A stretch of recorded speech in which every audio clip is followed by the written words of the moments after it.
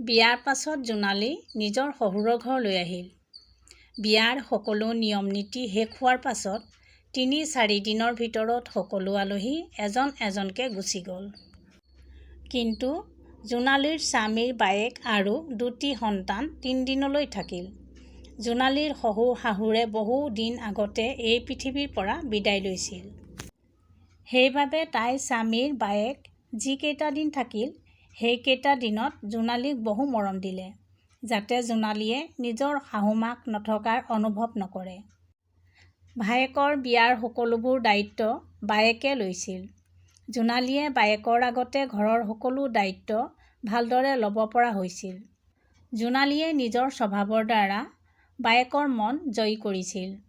সেইবাবে বায়েক বহুত সুখী হৈ পৰিছিল যে ভায়েকে এতিয়া বহুত ভাল জীৱনসংগী পালে। এতিয়া বায়েকে ভায়েকৰ বাবে চিন্তা নকৰিলেও হ'ব। ঘৰৰ পৰা বিদায় লোৱা সময়ত বায়েকে জোনালীক সাৱটি লৈ ক'লে, "জোনালী, মোৰ ভাইটি মনৰ পৰা বহুত ভাল। তোমাক কেতিয়াও কোনো কষ্ট নিদিয়ে আৰু তুমি তাৰ চোৱা চিতা কৰিবা। আৰু কেতিয়াবা যদি মোৰ পৰা কিবা সহায় লাগে তেতিয়াহ'লে কেতিয়াও কোনো সংকোচ নকৰিবা।"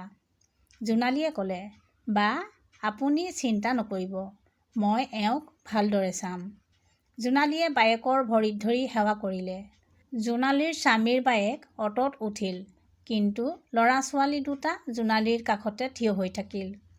তেতিয়া জোনালীয়ে ক'লে, "যোৱা তোমালোকো, মাৰ কাষত অ'টোত বহাগৈ।" তেতিয়া বায়েকে ক'লে, "নালাগে জোনালী, এতিয়া তুমি আহিলা নহয়, সেইবাবে এতিয়াৰ পৰা সিহঁতি ইয়াতে থাকিব।" জোনালীয়ে বায়েকৰ এই কথা শুনি আচৰিত হৈ পৰিল।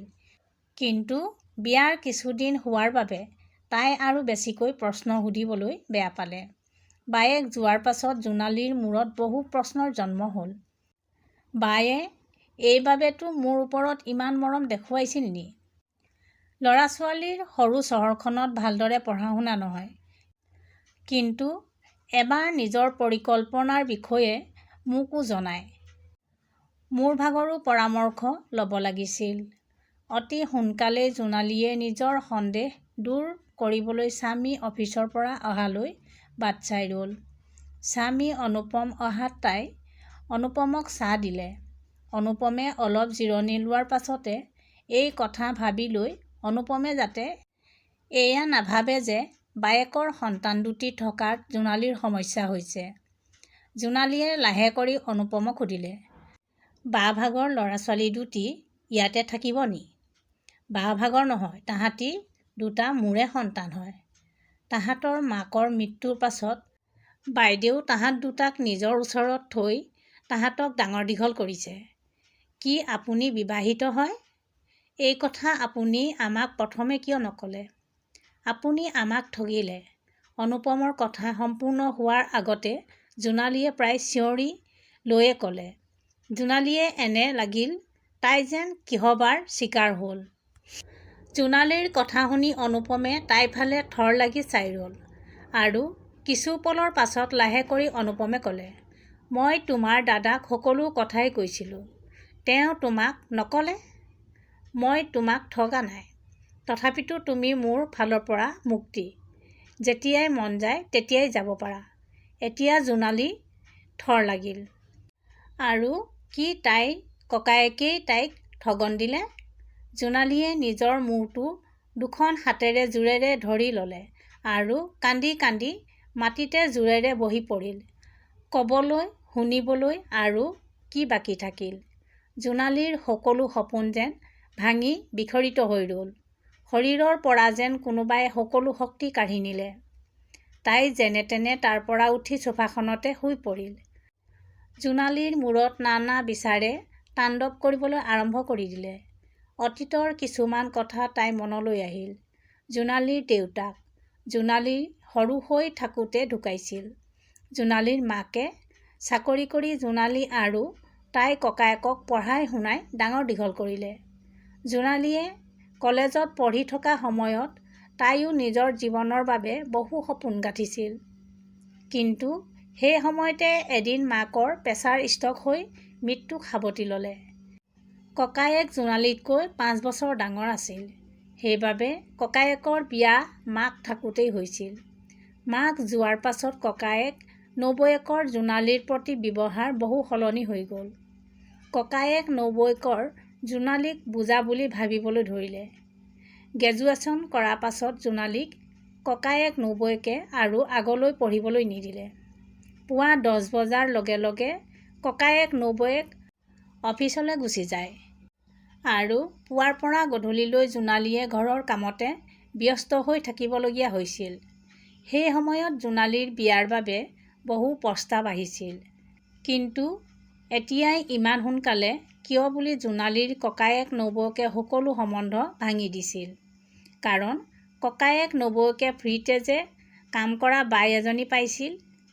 লাহে লাহে সময় পাৰ হৈ গ'ল আৰু জোনালীৰ ককায়েক 2 সন্তানৰ পিতৃ হ'ল। যেতিয়া পানী মূৰৰ ওপৰেদি ববলৈ ধৰিলে আৰু জোনালীৰ সম্বন্ধীয় লোকে জোনালীৰ ককায়েক নবৌয়েকক কথা শুনাবলৈ ধৰিলে, তেতিয়াহে জোনালীৰ ককায়েক নবৌয়েকে তাইৰ বাবে দৰা বিচাৰিবলৈ আৰম্ভ কৰিলে। যাৰ পৰিণামস্বৰূপে এই সম্বন্ধটো জোনালীৰ ককায়েক নবৌয়েকে পাইছিল, য'ত কোনো যৌতুক বিচৰা নাছিল। ইয়াতকৈ আৰু ভাল সম্বন্ধ ককায়েক নবৌয়েকৰ বাবে আৰু কি হ'ব পাৰে। জোনালীৰ ককায়েকে জোনালীক এনে এজন ব্যক্তিলৈ বিয়া দিলে, যি প্ৰথমৰ পৰাই 2 সন্তানৰ পিতৃ হয়। কিন্তু সেইমতে জোনালীয়ে নিজৰ সন্মুখত অনুপমক ৰৈ থকা দেখা পাই তাই বিচাৰ কৰি থকাবোৰক জোকাৰণি লাগিল। অনুপমে তাইৰ ওচৰতে বহি লৈ ক'লে, "চোৱা জোনালী, তোমাৰ লগত যি হ'ল সেয়া বহুত বেয়া হ'ল। কিন্তু দুখ কৰিলে পাৰ হৈ যোৱা সময় পুনৰ ঘূৰি নাহে। এতিয়া উঠা আৰু শান্ত মনেৰে ইয়াৰ উপায় বিচৰা। যি তুমি বিচৰা তাকে হ'ব। তেতিয়ালৈ তুমি মোৰ আলহী। তুমি ক'লে মই তোমাক তোমাৰ দাদাৰ ওচৰত থৈ আহিমগৈ।" জোনালীয়ে ক'লে, "দাদাৰ ওচৰলৈ গ'লে কি হ'ব? যদি তেওঁ মোৰ সুখৰ কথা চিন্তা কৰা হ'লে এনে নকৰিলে হয়। মই যাব নিবিচাৰোঁ দাদাৰ ওচৰলৈ।" এয়া কৈ জোনালীয়ে নিজৰ কোঠালৈ গুচি গ'ল। পাছদিনা পুৱাতে অনুপমৰ বায়েকৰ ফোন আহিল। জোনালীয়ে বুজি উঠিল যে কালি ঘটা ঘটনাৰ কথা বায়ে গম পালে বুলি। সেইবাবে পুৱাতে বায়ে ফোন কৰিলে। জোনালীয়ে ফোনটো ৰিচিভ কৰিলত আনফালৰ পৰা মাত আহিল, "মাজনী, আমি তোমাৰ দাদাৰ বৌৰ পৰা কোনো কথা লুকুৱাই ৰখা নাছিলোঁ।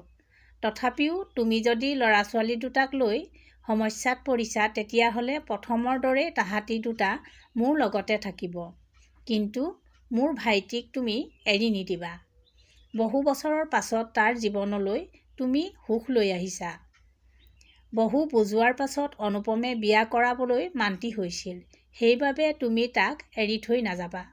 জোনালীয়ে একো বুজিব পৰা নাছিল যে তাই কি উত্তৰ দিব। জোনালীয়ে কিবা সিদ্ধান্ত লোৱাৰ আগতে তাইৰ চিন্তাধাৰা সলনি হৈ গৈছিল। জোনালীয়ে নতুনকৈ চিন্তা কৰিলে যে ককায়েকৰ ঘৰলৈ গৈ তাই পুনৰ সেই নৰকত পৰি থাকিব নিবিচাৰিছিল। আৰু কাৰো সহায়তা নোলোৱাকৈ অকলে থকা ছোৱালীজনীৰ কি দশা হয়, সেয়া ভালদৰে জানে জোনালীয়ে। যদি মোৰ বিবাহ এজন ডেকা ল'ৰাৰ লগত হোৱা হ'লে তেতিয়া কেনেকৈ ক'ব পৰা যাব যে সেইজন অনুপমৰ দৰে মোক বুজি উঠিলে হয়। এতিয়া অনুপমৰ কোনো ভুল নাই। তথাপিতো অনুপমে জোনালী মুক্তি কৰি দিবলৈ প্ৰস্তুত। ইমান মৰম কৰা শাহুমা সমান বাইদেউ ক'ত সকলোৱে পায়? আৰু বায়েক ভায়েকৰ মৰম, য'ত এজনে আনজনৰ সুখৰ বাবে যিকোনোকে ত্যাগ কৰিবলৈ সাজু। সেয়া যি কেতিয়াও জোনালীয়ে নিজৰ ককায়েকৰ পৰা নাপালে। ল'ৰা-ছোৱালী দুটা যি দূৰৰ পৰাই তাইক ভয়ে ভয়ে চাই ৰৈছিল আৰু এতিয়া সম্পূৰ্ণ দিন জোনালীৰ আগে পিছে ঘূৰি ফুৰে। ইমান এখন সুখী পৰিয়ালক তাই কিদৰে ত্যাগ কৰিবলৈ পাৰে? যি সুখ আৰু আনন্দ এটা ভাল সম্বন্ধৰ পৰা পোৱা যায়, সেয়া বহুত ধন সম্পত্তি থাকিলেও পোৱা নাযায়। ইমান মৰমীয়াল পৰিয়াল, মৰম ভালপোৱা যি জোনালীয়ে সৰুকালৰ পৰাই পোৱা নাছিল। আৰু আজি এটা নতুন জীৱন তাইলৈ দুবাহু মেলি তাইক আদৰিবলৈ ৰৈ আছে। জোনালীয়ে ভাবিবলৈ ধৰিলে, আজিকালি সমাজত প্ৰায়বোৰ বোৱাৰীকে ঘৰতে থাকিবলৈ কোৱা হয়। যদি তাত এজনী ছোৱালীক বিয়াৰ পাছত ইমান মৰম ভালপোৱা আৰু মান সন্মান দিয়া হয়, তেতিয়াহ'লে সেই ছোৱালীজনীক আৰু কি লাগে? তেতিয়া জোনালীয়ে সময়ৰ লগত বুজাবুজি কৰি লোৱাটোৱে সঠিক বুজিলে। আত্মসন্তুষ্টভাৱে জোনালীয়ে ল'ৰা ছোৱালী দুটাকে নিজৰ ওচৰলৈ মাতিলে আৰু ক'লে, মই যামগৈ। তোমালোক দুয়োৱে প্ৰথমৰ দৰে বাৰ লগতে থাকিবা।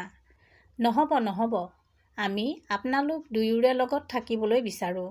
আপুনি আমাক এৰি থৈ নাযাব। আপোনাক আমি বহুত ভাল পাওঁ। ইমান কৈয়ে ল'ৰা ছোৱালী দুটাই কান্দিবলৈ ধৰিলে। তেতিয়া জোনালীয়ে দুয়োটা ল'ৰা ছোৱালীকে সাৱটি ধৰিলে। ইমানখিনি মৰম জোনালীক কেতিয়াও তাইৰ ককায়েকৰ ল'ৰা ছোৱালী দুটাও দিয়া নাছিল, যাক জোনালীয়ে সৰুৰে পৰা মৰম চেনেহ দি আহিছিল। জোনালীয়ে অনুপমৰ ককায়েকক নিজৰ সিদ্ধান্তৰ কথা ক'বলৈ ফোন কৰিলে আৰু ক'লে, বা মই ইয়াতে থাকিম, ক'লৈকো নাযাওঁ। ল'ৰা ছোৱালী দুটাও মোৰ লগতে থাকিব। জোনালীৰ কথা সম্পূৰ্ণ নহওঁতেই তাইৰ চকু জোনালীৰ পাছফালে ৰৈ থকা অনুপমৰ ওপৰত পৰিল, যিয়ে তাইৰ কথা শুনি হাঁহি ৰৈছিল। জোনালী অনুপমৰ কাষলৈ গৈ অনুপমৰ দুবাহুত সোমাই পৰিল।